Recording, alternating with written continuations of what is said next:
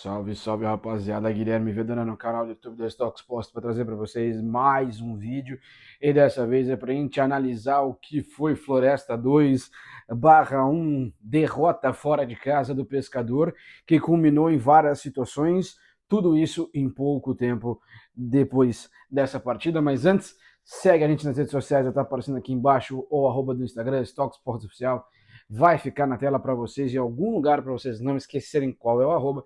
E me segue também, eu sou Guilherme Vedana, Vedana Gui, nas redes sociais, você pode me seguir lá e você vai ter acesso a todos os conteúdos que eu estou postando, fechou?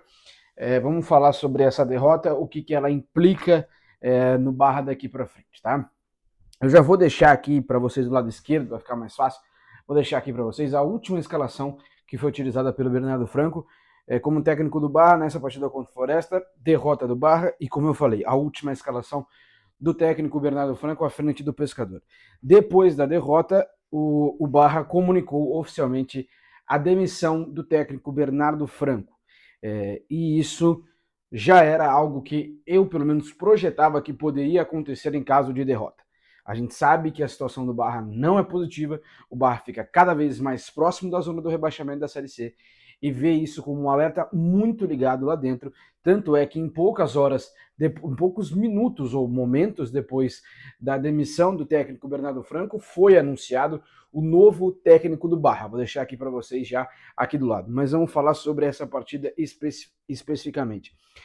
O Barra, uma grande crítica que eu ouço de muitos torcedores, que eu converso, das postagens que eu vejo em rede social, e aí a gente tira tudo isso e tenta avaliar de uma maneira geral, é de que a torcida já não estava mais paciente com o trabalho que o Bernardo Franco vinha colocando à frente do Barra, e essa pressão de torcida ela estava aumentando, tanto é que chegou o ponto em que a direção do Barra decidiu pelo desligamento do técnico. Eu acho que assim, demitir técnico não é solução para muita coisa, mas pode ajudar. Por que eu falo que a demissão de um treinador não é solução de tudo? Por quê? Porque às vezes o problema está além do técnico, tá nos jogadores, em uma peça específica, alguma coisa assim, como eu já falei em um vídeo anterior aqui. Então, assim, isso, de certa forma, é um remédio para acalmar o torcedor do Barra, no sentido de, tá, o que a gente queria foi feito, agora vamos ver o que vai acontecer. Então, assim, eu acho que é mais ou menos nessa linha que o Barra pensou a demissão do técnico Bernardo Franco.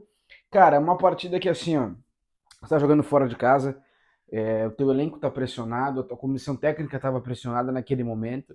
Então, qualquer resultado negativo, isso seria tanto um empate também, seria algo negativo, mas a derrota ainda mais, porque ela tiraria pontos importantes que o Barra poderia conquistar fora de casa e acenderia ainda mais a pressão que já estava existindo.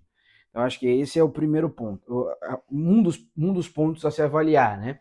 Outra coisa é o seguinte, tá, beleza, foi rápido, e por que eu digo o seguinte, por que eu falo que o Barra já tinha na cabeça que se perdesse ia mandar o Bernardo Franco embora?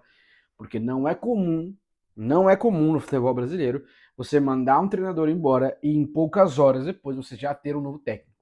Não é comum isso. O Barra foi muito rápido na movimentação para trazer um novo treinador, porque já provavelmente fazia uma leitura de contexto de que uma derrota causaria um problema e uma crise maior, e a resposta para o torcedor era, tiramos o treinador, que era esse o problema que vocês estavam falando. Agora vamos ver se é realmente esse o problema. Então acho que esse é um ponto importante a se avaliar. Vamos ver, o Barra continua jogando fora de casa. A próxima rodada da Série C é contra o Confiança, fora de casa.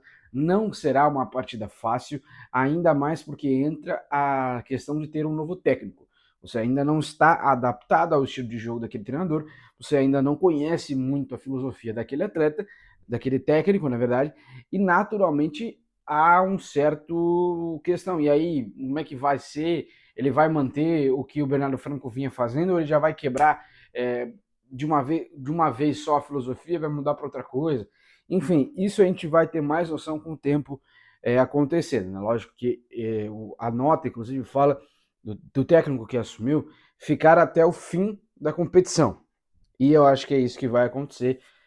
Não vejo. O Barra não é muito aquele tipo de clube que troca muito de técnico quando o problema aperta.